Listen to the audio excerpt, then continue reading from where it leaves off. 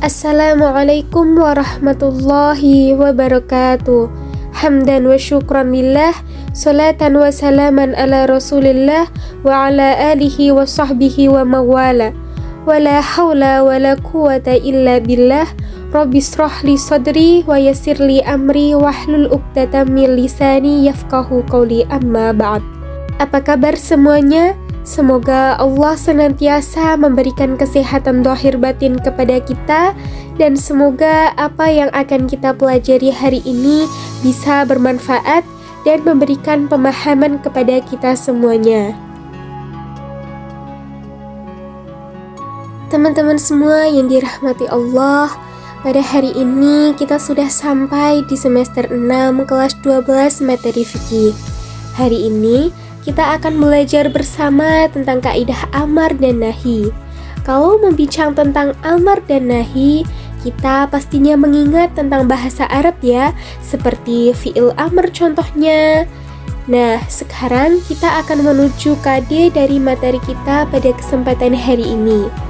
Bisa dilihat di sana, kita akan menganalisis ketentuan kaidah amr dan nahi, dan keterampilannya nanti adalah menyajikan hasil analisis contoh penerapan kaidah amr dan nahi dalam menentukan hukum suatu kasus yang terjadi di masyarakat. Nah, ini merupakan peta konsep dari materi yang akan kita pelajari pada bab ini. Nanti kita akan membahas tentang kaidah amr, mulai dari pengertian amarnya itu seperti apa, bentuk sigot atau lafadznya amar itu kayak apa, dan kemudian kaidah amarnya itu juga seperti apa. Teman-teman semua, kita pastinya sudah tahu kalau sumber hukum Islam yang pertama dan utama adalah Al-Quran. Berikutnya adalah Al-Hadis sebagai sumber yang kedua. Perlu diketahui bahwa Al-Quran bersifat global, dengan demikian tidak semuanya hukum itu diterangkan oleh Al-Quran secara terperinci. Sebagai sumber hukum Islam dalam mengungkapkan pesan hukum yang terkandung di dalamnya menggunakan beberapa metode. Ada yang mementingkan arti bahasanya, dan ada pula yang mementingkan tujuan hukumnya. Nah, usul fikih itu memiliki peranan yang sangat penting sebagai jalan tengah melahirkan hukum, di mana kan hukum itu nanti kita mengenal ada wajib, haram, mubah, sunnah, dan makruh.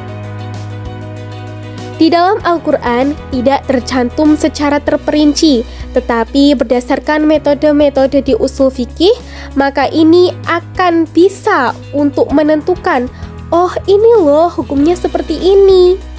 Oleh sebab itu, ulama menciptakan kaidah-kaidah kebahasaan yang terkenal dengan istilah kaidah usul fikih untuk memudahkan memahami pesan hukum yang terkandung di dalam Al-Quran dan hadisnya itu. Nah, kaidah usul fikih itu banyak sekali. Di antaranya ada kaidah amar dan nahi. Pada kesempatan kali ini, kita akan belajar tentang kaidah amar terlebih dahulu. Artinya, kita hanya fokus untuk membahas kaidah amar. Untuk kaidah nahi, kita akan membahasnya di pertemuan yang akan datang. Nah, selanjutnya, yang pertama kita akan membahas tentang pengertian amar terlebih dahulu. Teman-teman semua, sebenarnya apa sih amar itu? Kalau kita mengenal fi'il amar, itu adalah fi'il yang berisi perintah. Nah, sedangkan menurut istilah, fi'il amr itu adalah tolabul fi'li minal a'la ilal adna. Tuntutan melakukan pekerjaan dari yang lebih tinggi kepada yang lebih rendah kedudukannya. Artinya, perintah kepada orang seperti ambilkan buku itu. Tetapi kalau dalam sisi kaidah amar di sini nanti akan berbeda, karena isinya akan memunculkan yang lebih tinggi kedudukannya. Artinya, kedudukan yang paling tinggi itu adalah Allah Subhanahu wa Ta'ala, dan yang lebih rendah kedudukannya adalah manusia, mukallaf, orang yang dikenai hukum, kan begitu. Jadi, amar itu adalah perintah Allah Subhanahu wa Ta'ala yang harus dilakukan oleh mukallaf untuk mengerjakannya. Nah, perintah-perintah Allah Subhanahu wa Ta'ala itu terdapat di dalam Al-Qur'an dan juga Al-Hadis. Nah, selanjutnya teman-teman, ini ada bentuk sikot amar. Jadi, lafaz itu ada dalam Al-Qur'an. Ada beberapa bentuk sikot amar yang dirumuskan oleh pakar bahasa Arab sebagai lafaz yang menunjukkan perintah. Di antaranya yang ini, yang kita bahas ini. Oke, yang pertama kita akan membahas fi'il amar atau kata kerja bentuk perintah. Nah, di sini ada kata aqimu. Jadi, aqimu ini pada lafaz wa aqimus sholata wa atuz zakata warka'u ma'ar raqi'in, yang artinya dan laksanakanlah sholat, tunaikanlah zakat, dan rukuklah beserta orang-orang yang rukuk. Jadi lafaz aqimu ini adalah kata kerja bentuk perintah. Kemudian yang kedua adalah fi'il mudhari yang didahului lam. Nah, ini lamnya ini contoh pada kata waltakum pada firman Allah yang berbunyi waltakum minkum ummatu yad'una ilal khairi wa ya'muruna bil ma'rufi wa yanhauna 'anil munkar wa ulaika humul muflihun. Dan hendaklah di antara kamu ada segolongan umat yang menyeru kepada kebajikan, menyuruh berbuat yang ma'ruf dan mencegah dari yang mungkar. Mereka itulah orang-orang yang beruntung. Selanjutnya ada isim fi'il amar. Nah, di sini ada kata alaikum anfusakum. Terdapat dalam firman Allah yang berbunyi, ya ayyuhalladzina amanu alaikum anfusakum la yadurrukum ma dhalla idahtadaitum ilallahi marji'ukum jami'an fayunabbi'ukum bima kuntum ta'malun. Hai orang-orang yang beriman, jagalah dirimu. Tiadalah orang yang sesat itu akan memberi mudarat kepadamu apabila kamu telah mendapat petunjuk.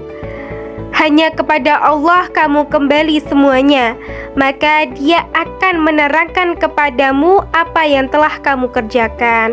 Quran Surat Al-Ma'idah ayat 105. Selanjutnya ada masdar pengganti fi'il.